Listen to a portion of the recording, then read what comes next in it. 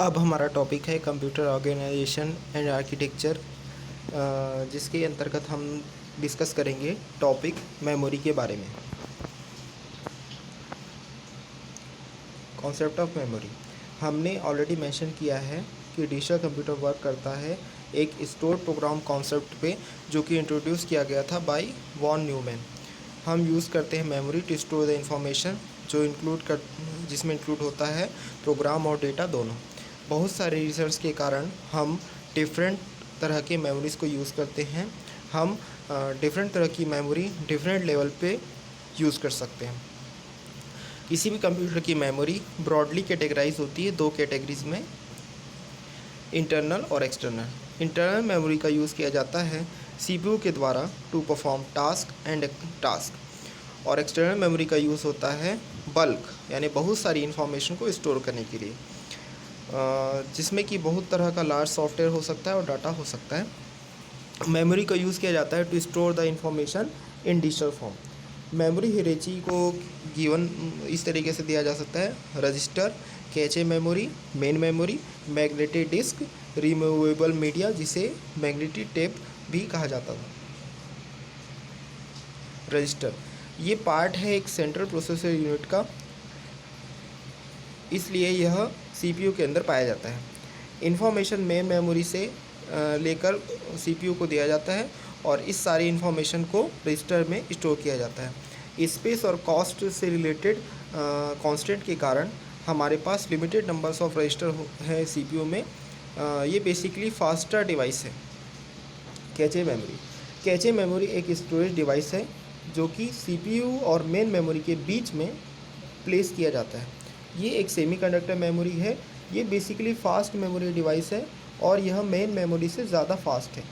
हमारे पास big volume of cache memory नहीं होता है क्योंकि इसकी हायर कॉस्ट के कारण और कुछ कॉन्स्टेंट्स होते हैं सीपीयू के, उसके कारण। हायर कॉस्ट के कारण हम रिप्लेस नहीं कर सकते हैं पूरी की पूरी मेन मेमोरी को by faster memory. Generally most recently use information रखी जाती है कैचे मेमोरी में। ये ली जाती है मेन मेमोरी से और प्लेस की जाती है कैचे मेमोरी में। प्रेजेंट डेज में हमारे सीपीयू के साथ एक इंटरनल कैचे पाया जाता है, मेन मेमोरी। कैच मेमोरी की तरह मेन मेमोरी भी एक सेमीकंडक्टर मेमोरी है, लेकिन main memory relatively slower memory है। हमको सबसे पहले इन्फॉर्मेशन को लाना होता है, भले ही वो डाटा हो या प्रोग्राम हो, मेन मेमोरी तक। उसके बाद सीपीयू वर्क करता है with the information available in main memory only. Magnetic disk ये एक बल्क स्टोरेज डिवाइस है। हमें डील करना होता है ह्यूज अमाउंट ऑफ डेटा के साथ बहुत सारे एप्लीकेशन में, लेकिन हमारे पास उतनी सारी सेमीकंडक्टर मेमोरी अवेलेबल नहीं होती है to keep this information in our computer. दूसरी ओर सेमीकंडक्टर मेमोरी वोलेटाइल होती है नेचर में। ये अपने कंटेंट को लूज़ कर देती है जब हम कंप्यूटर को बंद कर देते हैं। परमानेंट स्टोरेज के लिए हम यूज़ करते हैं magnetic disk. Storage capacity of magnetic disk बहुत ही ज़्यादा हाई होता है। रिमूवेबल मीडिया डिफरेंट एप्लीकेशन के लिए हम यूज़ करते हैं डिफरेंट डेटा। ये पॉसिबल नहीं होता है कि हम सारे इन्फॉर्मेशन को मैग्नेटिक डिस्क में रखें, तो इसलिए जो भी हम डेटा रखते हैं वो उसको हम करेंटली यूज़ नहीं कर रहे होते हैं। उसको जो भी डेटा हम जिसको करेंटली यूज़ नहीं कर रहे होते हैं उसको हम रिमूवेबल मीडिया में रख देते हैं। मैग्नेटिक टेप एक तरह का रिमूवेबल मीडियम है। सीडी भी एक तरह का रिमूवेबल मीडिया है जो कि एक ऑप्टिकल डिवाइस है। रजिस्टर कैचे मेमोरी और मेन मेमोरी इंटरनल मेमोरी है। Magnetic disk removable media external memory है। इंटरनल मेमोरी एक तरह का सेमीकंडक्टर मेमोरी है। सेमीकंडक्टर मेमोरी को कैटेगराइज किया गया है वोलेटाइल मेमोरी और नॉन वोलेटाइल मेमोरी में। रैंडम एक्सेस मेमोरी वोलेटाइल होते हैं नेचर में। जैसे ही कंप्यूटर बंद होता है इस सारे मेमोरी के कंटेंट जो हैं लॉस्ट हो जाते हैं। ROM read only memory non volatile होती है नेचर में। स्टोरेज परमानेंट होता है, लेकिन ये सिर्फ रीड ओनली होती है। हम रोम में कोई भी इंफॉर्मेशन स्टोर नहीं कर सकते। बहुत तरह के रोम अवेलेबल हैं। PROM programmable read only memory, ये प्रोग्राम होती है सिर्फ एक बार as per requirements. EP ROM disable programmable read only memory.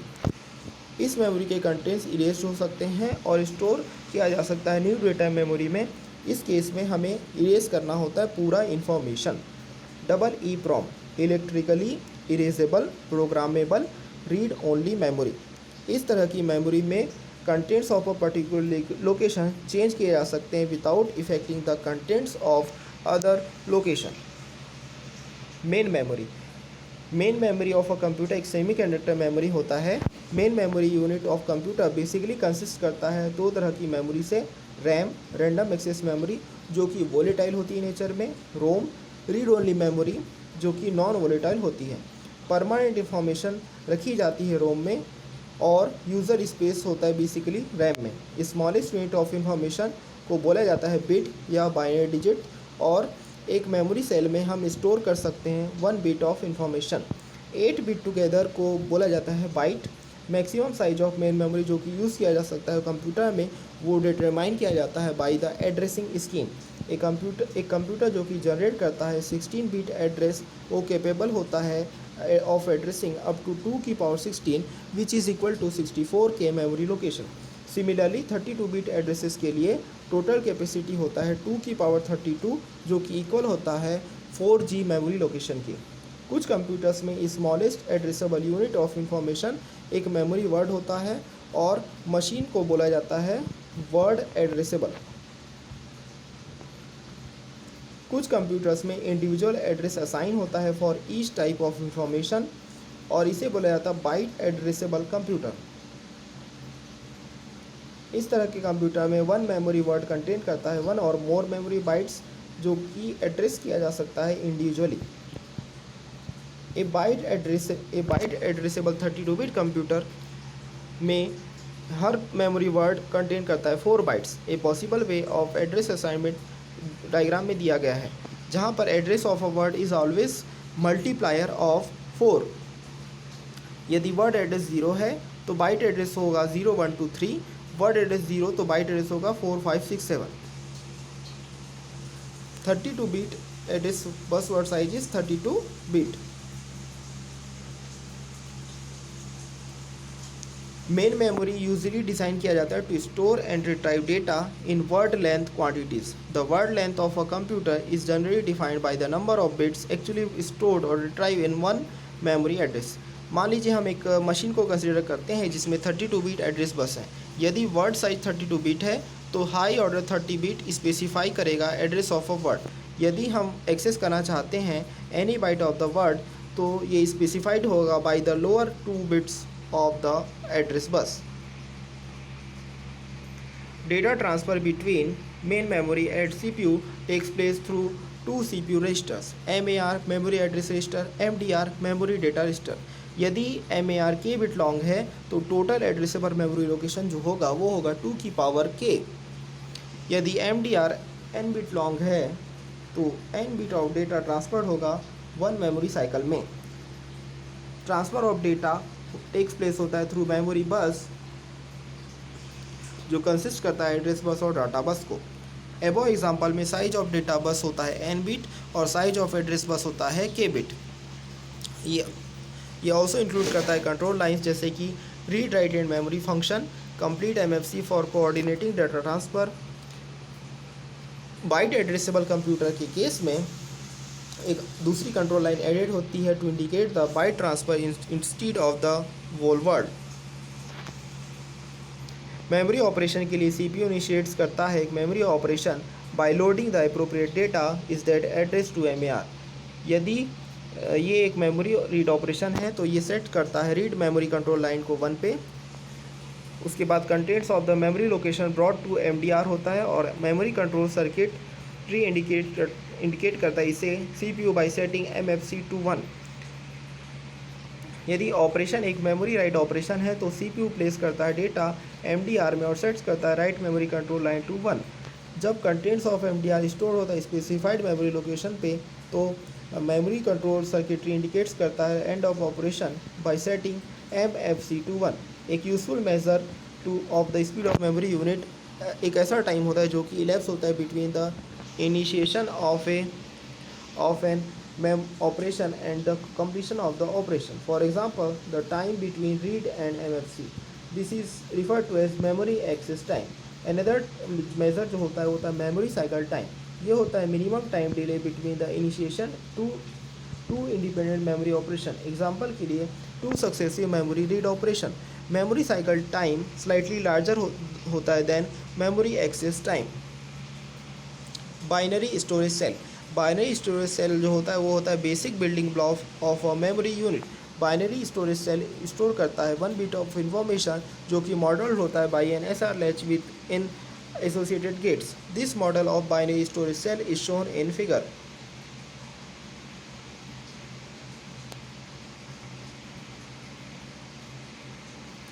1 bit binary cell. The binary cell store करता है 1 bit of information in its internal latch. Control input to binary cell. Select read write memory operation. Select 0 read write X none. 1 0 write 1 1 read. Storage pass model here होता है with S R latch, लेकिन reality में एक electronic circuit होता है जो कि transistor से मिलकर बना होता है।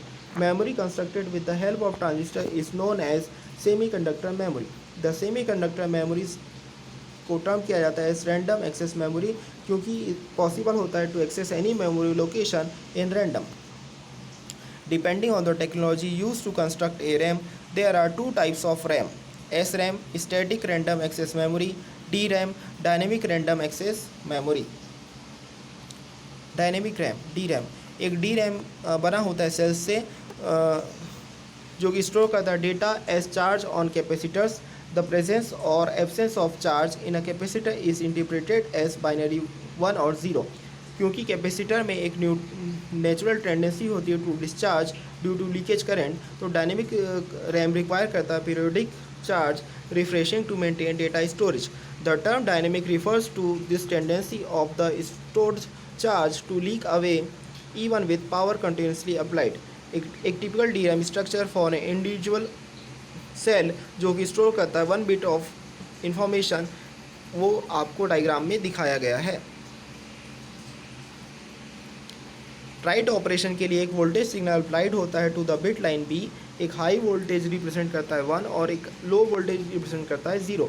एक सिग्नल अप्लाइड होता है एड्रेस लाइन पे जो कि टर्न होता है on the transistor T। Allow करता है एक charge to be transfer to the capacitor. Read operation के लिए जब एक सिग्नल अप्लाइड होता है टू द एड्रेस लाइन तो ट्रांजिस्टर T टर्न्स ऑन होता है और the charge stored on the capacitor fade out होता है into the bit line B। Static RAM SRAM में बाइनरी वैल्यूज स्टोर होती है using traditional flip flop constructed with the help of transistor. एक static RAM hold करता है इसके data को as long as power is supplied to it. एक typical SRAM constructed with transistor आपको डायग्राम में दिया गया है। 4 transistors T1, T2, 3, 4 are cross-connected in an arrangement that produces a stable logical state. Logic state 1 में point A1 high होता है और पॉइंट A2 लो होता है। इस स्टेट में T1 और T4 ऑफ होते हैं, T2 एंड T3 और ऑन होते हैं।